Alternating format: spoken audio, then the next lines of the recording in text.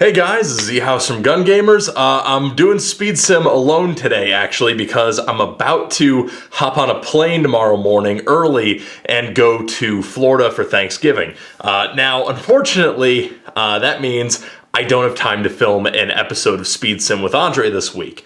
However, I will be taking SpeedSim alone this week for a brief little episode on a subject that might get me burned at the stake, but we will find out. And that is how playing Speedsoft style games can benefit your MilSim.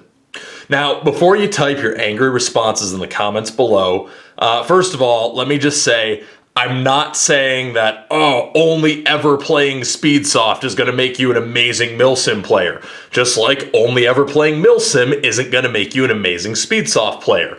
But there are skill sets and there are tools that go into your toolbox for a complete airsoft player that cross over between each and that are accentuated more or less depending on which style of game you're playing.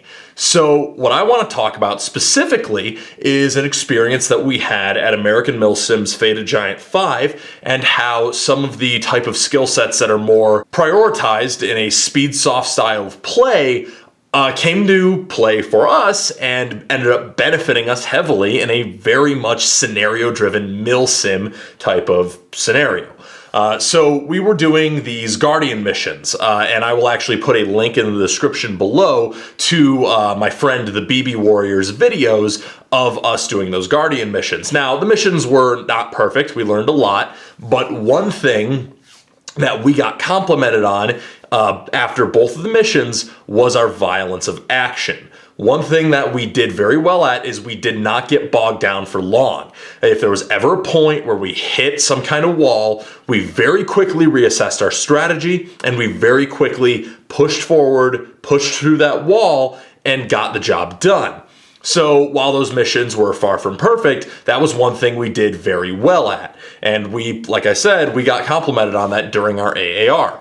Why is that? That's because everyone you see in that video from our group plays regularly at River City Airsoft out in Hamlin. And River City Airsoft is run by Andre, and many of the games there, while objective oriented and while the field is outdoor, violence of action wins those games. They're very Speedsoft style oriented. You are required to move fast, shoot fast, and just go. It's very much a Speedsoft style of field because you have to have that capability and that skill set of moving very quickly adapting to the terrain change and the battle lines, and you need to figure out what the hell you're going to do in seconds. So that type of gameplay, that very Speedsoft oriented type of gameplay that we've become very accustomed to, in addition to the MilSim games that we go to and the ops that we host, that came in big handy for us when we were in these Guardian missions where we needed to adapt and overcome to an unfamiliar situation and very quickly react to the opposing force and make moves so that we could get to the patients in those Guardian missions and allow our medical personnel to deal with them. So that's a real world anecdote for why having that skill set of that violence of action and that very rapid capability of moving and shooting and that very quick capability of dealing or of working with your team is going to come in handy in a more MilSim oriented scenario. It's an all too familiar sight when you're at a big MilSim game to see a whole squad of dudes stacked up on a door and no one wants to go first. It's very familiar. If you've ever been to a MilSim op, you know exactly what I'm talking about. It is way too common that you're gonna see so many people who are just not used to pushing. They're used to being able to sit back and lob their shots at long distance, and once you push them into a CQB scenario and once you push them into an unfamiliar scenario, they're slow to adapt and they freeze up. But when you have albeit relatively simple objectives, but that require you to move extremely quickly and to work with your team extremely quickly, such as in a more Speedsoft oriented type of game, if you want to win, it's sink or swim, adapt and overcome.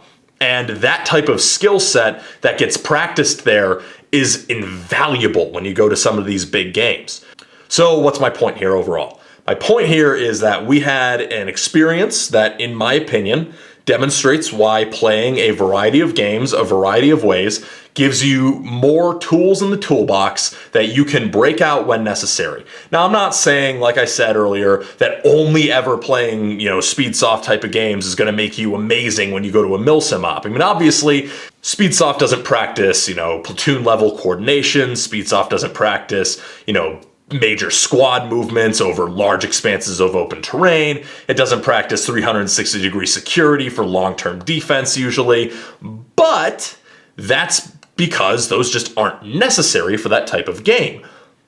But at the same time, the things that Speedsoft focuses on, violence of action, quickly acquiring your targets, and quickly coordinating with your team, those are super necessary when you go to a MilSim game. So just make sure that you're playing a variety of games and that you're open-minded enough to realize that different types of fields and scenarios can benefit you at the types of fields and scenarios that, maybe those are your favorite. Maybe you prefer going to MilSim games. Well, not every weekend is a MilSim game, guys. Sometimes you gotta go to the open play, roll with what you're dealt, and just, hone every skill set that you can, because at the end of the day, all of them are gonna come in handy.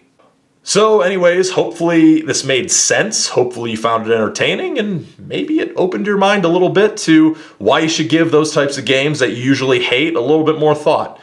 So this is eHouse from Gun Gamers with my solo episode of SpeedSim for the week. We'll be back to a normal episode next week, I promise. So this is eHouse from Gun Gamers, signing off.